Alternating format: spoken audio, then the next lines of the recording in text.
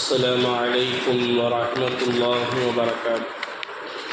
الحمد لله رب العالمين والعاقبة للمتقين والصلاة والسلام على نبي المرسلين وعلى آله الطيبين وأصحابه الطاهرين وكلهم أجمعين، أما بعد، فأعوذ بالله من الشيطان الرجيم. بسم الله الرحمن الرحيم. وقال الله عز وجل: وجاءت سكرة الموت بالحق ذلك ما كنت منه تحيد. صدق الله المولانا العظيم. وقال رسول الله صلى الله عليه وسلم: أكثروا ذكر هادم اللذات. صدق الله المولانا العظيم وصدق رسوله النبي الكريم، ونحن على ذلك من الشاهدين والشاكرين، الحمد لله رب العالمين. கண்ணியத்திற்கும் மிகுந்த மரியாதைக்கும் உரித்தான் அல்லாஹுவின் நல்லடியார்களே, இன்று 21வது தராவி தொழுகை முடித்திருக்கிறோம். குரானில் 26 ஜுஸுகள் முடிவடைந்திருக்கிறது. அல்ஹம்துலில்லாஹ். மீதமுண்டான குரானுடைய வசனங்களை கேட்கக்கூடிய பாக்கியத்தை அல்லாஹ் ஜல்ல ஷானஹு தஆலா நம் அனைவருக்கும் தந்தல் புரிவானாக. ஆமீன். கண்ணியத்திற்கும் மிகுந்த மரியாதைக்கும் உரித்தான் அல்லாஹுவின் நல்லடியார்களே, தாய்மார்களே, நேற்று ஒரு விஷயத்தை சொல்ல நான் மறந்துவிட்டேன். அதாவது, எப்படி ஆண்கள் பள்ளிவாசலில் இத்திகாஃப் இருப்பார்களோ அதே போன்று பெண்களும் தங்களுடைய வீடுகளில் இத்திகாஃப் இருக்க வேண்டும். ஹஜரத் ஆயிஷா ரலியல்லாஹு தஆலா அன்ஹா, ஹஜரத் ஹப்ஸா ரலியல்லாஹு தஆலா அன்ஹா, இது போன்ற நபி ஸல்லல்லாஹு அலைஹி வஸல்லமுடைய மனைவிமார்கள் நபி ஸல்லல்லாஹு அலைஹி வஸல்லமுடைய இருக்கக்கூடிய காலகட்டத்திலேயும் இத்திகாஃப் இருந்தார்கள். அவர்கள் இந்த உலகத்தை விட்டு பிரிந்ததற்கு பின்னாலும் கூட இத்திகாஃப் இருந்திருக்கிறார்கள். அதாவது, பெண்கள் வீட்டில் எவ்வாறு இத்திகாஃப் இருப்பது என்றால், ஒரு தனி அறையை ஒதுக்கி கொள்ள வேண்டும். அந்த அறையிலே வீணான பேச்சுக்களோ உலக காரியங்களோ எதிலும் நாங்கள் ஈடுபடக்கூடாது. திக்ர், குர்ஆனுடைய திலாவத் அல்லது உறக்கம், ஐபா, தொழுகை, இது போன்ற விஷயங்களில் நாங்கள் ஈடுபட்டு கொண்டே இருக்க வேண்டும். மேலும் உலகத்தினுடைய எந்த பேச்சுக்களும் பேசக்கூடாது. அந்த அறையை விட்டு வெளியே வருவதென்றால் நம்முடைய அவசிய தேவைக்கு மட்டும் வெளியே வர வேண்டும். மற்ற எதற்கும் நாங்கள் அந்த அறையை விட்டு வெளியே வரக்கூடாது. இது பெண்கள் அவர்களுடைய வீட்டிலே இத்திகாஃப் இருப்பதனுடைய ஒழுக்கமாகும். மேலும் ஆண்கள் இத்திகாஃப் இருப்பது இன்றைக்கு மகரீபிலிருந்து ஷவ்வாலுடைய கரை பார்க்கும் வரைக்கும் இத்திகாஃப் இருப்பதுதான் சுன்னத்தே முஅக்கதாவான இத்திகாஃப் ஆகும். இதற்குத்தான் நபி ஸல்லல்லாஹு அலைஹி வஸல்லம் அவர்கள் சொன்ன முழு நன்மையும் கிடைக்கும். மாறாக ஒரு நாள், 2 நாள் அல்லது 27 மட்டும் 29 மட்டும் இருப்பமையானால் அதற்குண்டான நன்மை மட்டும்தான் கிடைக்குமே தவிர நபி ஸல்லல்லாஹு அலைஹி வஸல்லம் அவர்கள் சொன்ன முழு நன்மையும் கிடைக்காது. மேலும் ஆயிஷா ரலியல்லாஹு தஆலா அவர்கள் கேட்டார்கள், யா ரசூலல்லாஹ், நாங்கள் லைலத்துல் கத்ர் இரவு என்பதாக அறிந்து கொண்டால் நாங்கள் என்ன செய்ய வேண்டும் என்பதாக கேட்கும் பொழுது இந்த ஒரு துஆவை நபி ஸல்லல்லாஹு அலைஹி வஸல்லம் அவர்கள் கற்றுக் கொடுத்தார்கள்.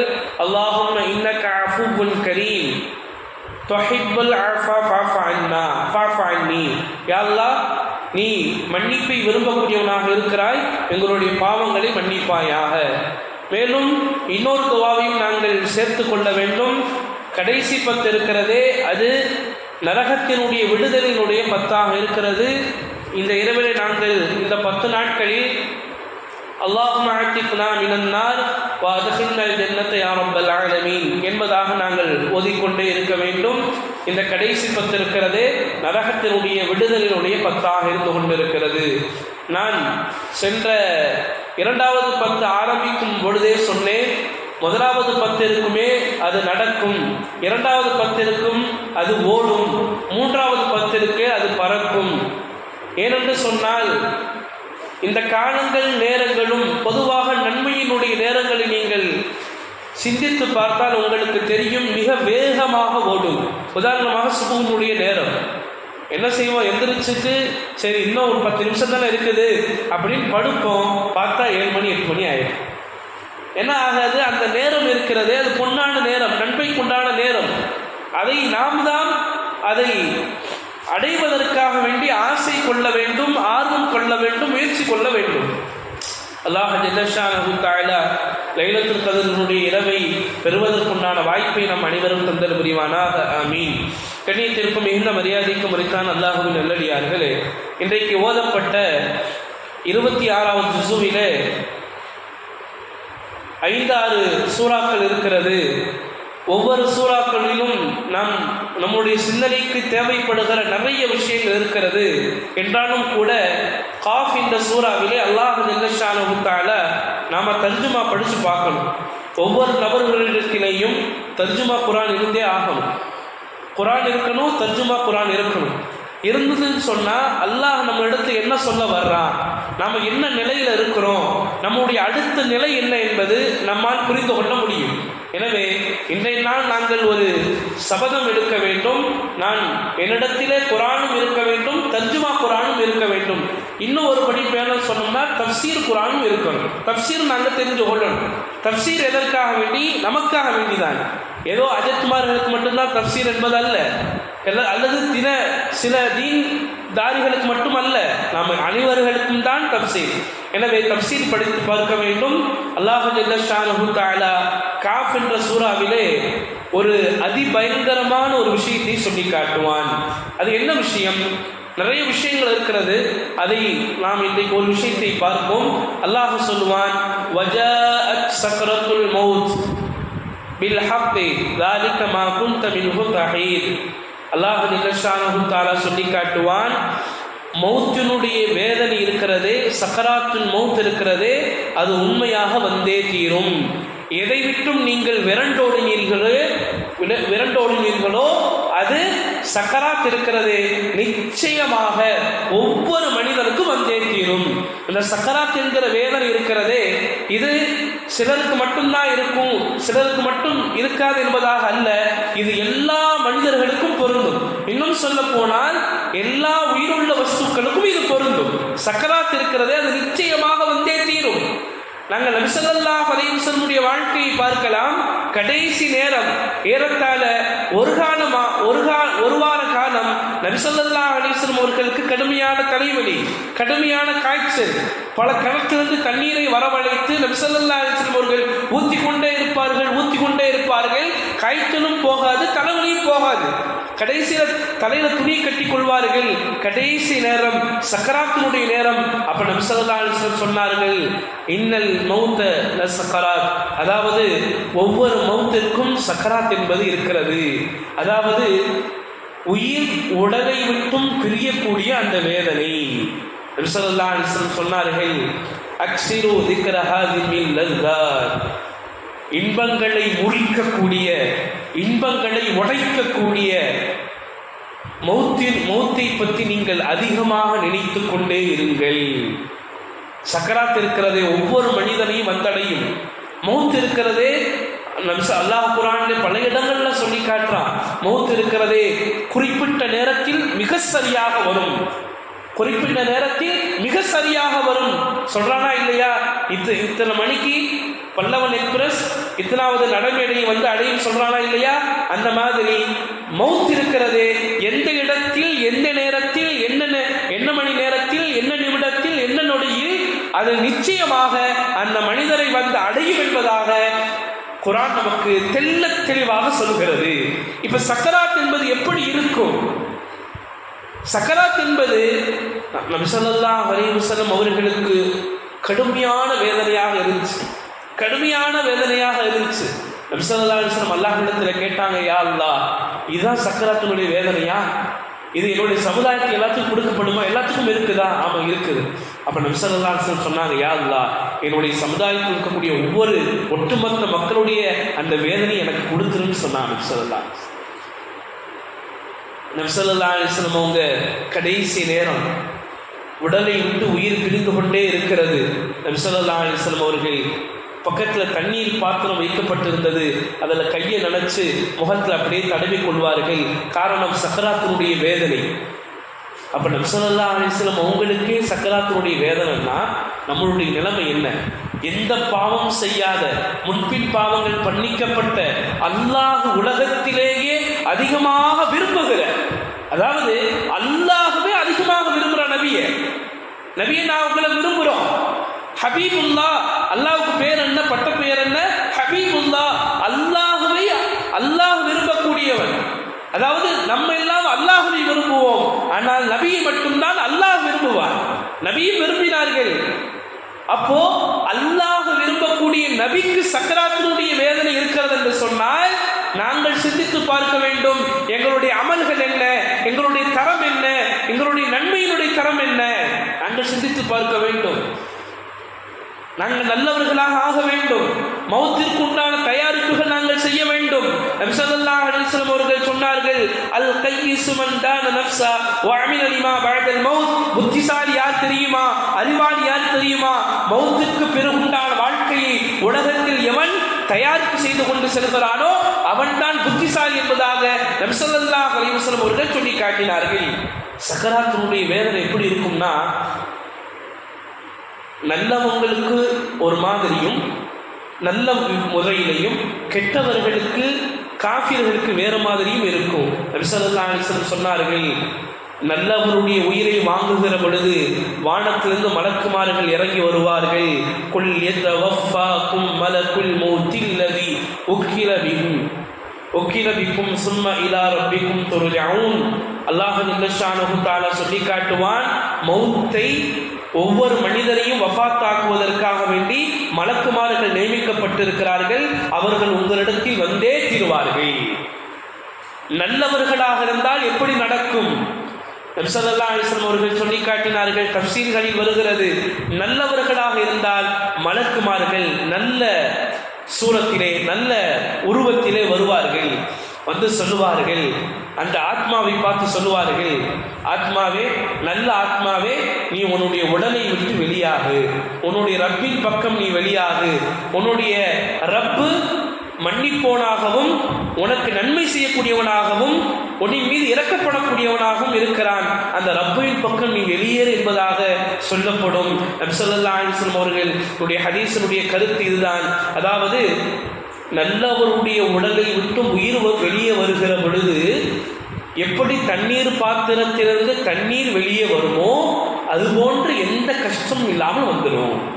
நல்லவங்களுக்கு, நன்மைகள் அதிகமாக செய்யக்கூடியவங்களுக்கு எப்படி ரூஹ் வரும்? உடலை விட்டும் எப்படி தண்ணீர் பாத்திரத்திலிருந்து தண்ணீர் துளிகள் எப்படி வெளியே வருமோ அதே போன்று கஷ்டம் இல்லாமல் வெளியே வந்துடும். அல்லாஹ் காப்பாற்றணும். தீயவர்களுக்கு என்ன நடக்கும் தெரியுமா? நபி ஸல்லல்லாஹு அலைஹி வஸல்லம் ஹதீஸினுடைய கருத்து தஃசீர்கள் வருது, வானத்திலிருந்து 2 மலக்குமார்கள் கோரமான உருவத்திலே இறங்கி வருவார்கள்.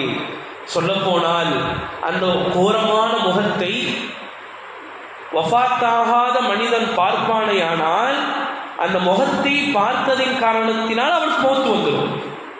அப்ப எவ்வளவு கொடூரமாக இருப்பாங்க! பார்க்கும் பொழுதே அச்சம் உள்ளத்தை கொள்ளை கொள்ளும். அந்த கொடூரத்திலே வந்து இறங்குவார்கள். இறங்கி சொல்லுவார்கள், தீய ஆத்மாவே, உலகத்தில் பாவத்திலேயே மூழ்கி கடந்த அந்த தீய ஆத்மாவே, உன்னுடைய உடலை விட்டும் உன்னுடைய உயிர் வெளியே வரட்டும். ரப்புவினுடைய கடுமையான அதிர்ச்சியும் கோபமும் வேதனையும் இருக்கிறது, வெளியே வா என்பதாக அந்த தீய ஆத்மாவை, காஃபிரான ஆத்மாவை, முஷ்ரிக்கான ஆத்மாவை பார்த்து சொல்லப்படும். இது எவ்வளவு பெரிய வேதனையாக இருக்கும் தெரியுமா?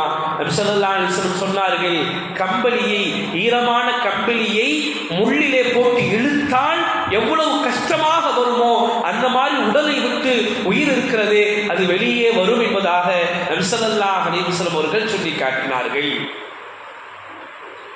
உயிர் பிரியும் நேரத்தில் எவ்வளவு வேதனையாக இருக்கும் என்றால், வாளை வைத்து, அருவாளை வைத்து, கத்தியை வைத்து உடலை கூறாக போட்டால் எவ்வளவு வேதனையாக இருக்குமோ அந்த அளவு வேதனையாக இருக்கும்.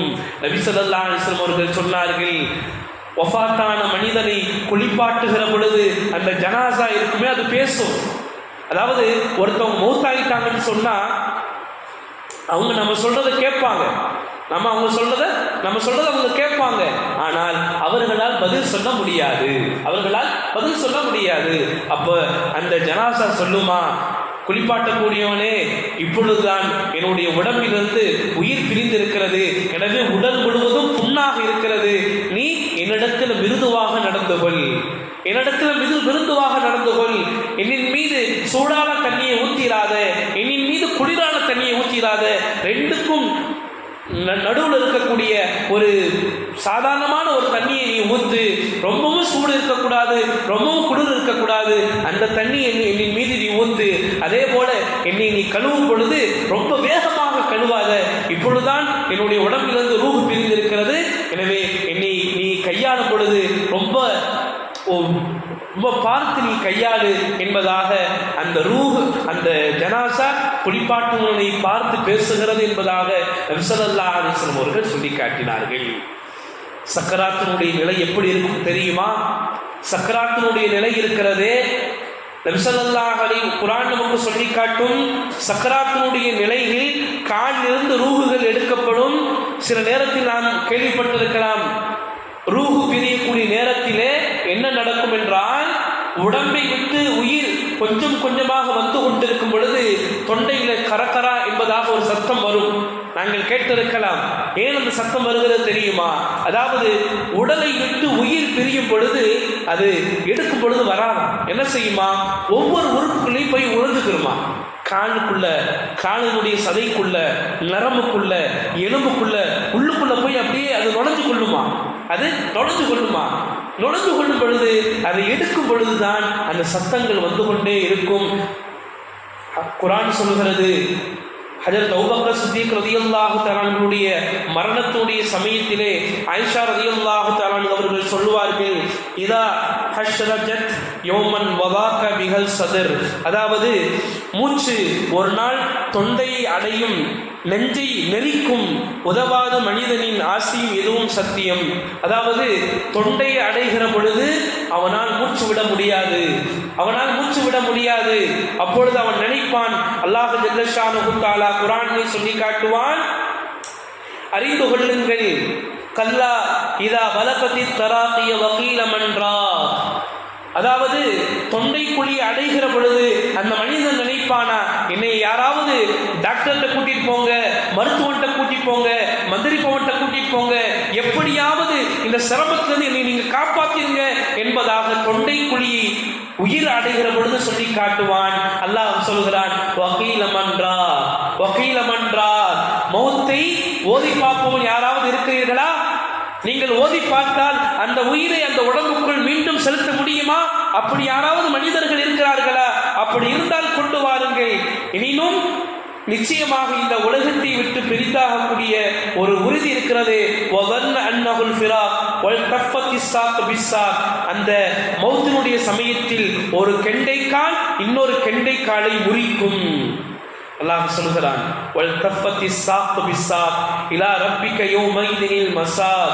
அந்நாளிலே இழுத்து செல்லுதல் உங்களுடைய ரப்பின் பக்கமே ஆகும். அந்த உயிர் என்ன செய்யப்படும்? அல்லாஹ்வின் பக்கமாக இழுத்து செல்லப்படும். ஹஜரத் ஈசா அலைஹிஸ்ஸலாத்து வஸ்ஸலாம் அவர்கள் ஒரு மன்னருக்கு போனாங்க.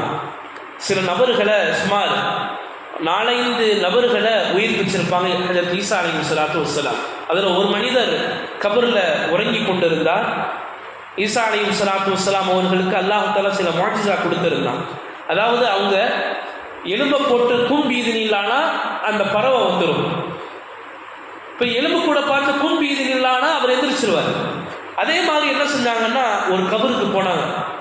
அந்த கபரில் போய் நின்று சொன்னாங்க, கும் பிஇذنில்லா, அல்லாஹ்வுடைய கட்டளை கொண்டு எழுந்திரீங்கள் என்பதாக சொல்லும் பொழுது அந்த கபரை ஆடிச்சு.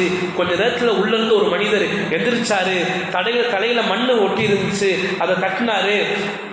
எனக்கு வந்த கை சேதமே கியாமத்து வந்துருச்சான்னு கேட்டார். எப்போ? ஈசா நபியினுடைய காலத்தில் ஈசா நபி ஒரு எழுப்புறான். ஈசா நபி சொன்னாங்க, இல்லை இன்னும் கியாமத்து வரல. அந்த மனிதர் சொன்னாராம், என்னுடைய உடலிலிருந்து உயிர் பிரிந்ததற்கு பின்னால் அதிலிருந்து இதுவரைக்கும் 100 ஆண்டுகள் ஆகியிருக்கும். இன்றைக்குத்தான் சக்கராத்தினுடைய வேதனை என்னுடைய உடலை விட்டு போனது. என்ன சொன்னார்களாம்? என்னுடைய உயிரை எடுத்ததிலிருந்து இன்றைய வரைக்கும் 100 ஆண்டுகள் ஆயிடுச்சு. தஃசீர் அன்வாருல் குர்ஆன்ல இந்த சம்பவம் இருக்குது. 100 ஆண்டுகள் ஆயிடுச்சு. இன்றைக்குத்தான் சக்கராத்தினுடைய வேதனை இருக்கிறது, என்னுடைய உடலை விட்டு சென்றது என்பதாக சொன்னார்கள் என்று சொன்னால் சக்கராத்தினுடைய வேதனை எவ்வளவு கொடுமையானது. எனவே நாம் அல்லாஹ்விடத்தில் கேட்டுக்கொண்டே இருக்கணும், யா அல்லாஹ் என்னுடைய ரூஹு பிரியக்கூடிய நேரத்தில் எனக்கு என்னுடைய ரூஹு பிரியக்கூடிய அந்த நிலையை எனக்கு லேசாக்கு. அல்லாஹும்ம ஹவ்வின் அலைனா சக்கராத்தில் மௌத், அல்லாஹும்ம ஹவ்வின் அலைனா சக்கராத்தில் மௌத். யா அல்லாஹ் எனக்கு வேதனையை நீ லேசாக்கு என்பதாக நாங்கள் ஒவ்வொரு நபர்களும் கேட்டுக்கொண்டே இருக்க வேண்டும். நல்லவர்களுக்கு ரொம்ப லேசாக இருக்கும், கெட்டவர்களுக்கு ரொம்ப கடினமாக இருக்கும். அல்லாஹ் ஜல்ல ஷானஹு தஆலா நம்மளுடைய உயிரை கைப்பற்றுகிற பொழுது நளினமான முறையில், லேசான முறையில் அல்லாஹ் ஜல்ல ஷானஹு தஆலா உயிரை கைப்பற்றக்கூடிய அந்த கூட்டத்திலே நம் அனைவர்களையும் அல்லாஹ் ஜல்ல ஷானஹு தஆலா ஆக்கியருவானாக. ஆமீன். வாஹிரு தவான் அல்ஹம்துலில்லாஹி ரப்பில்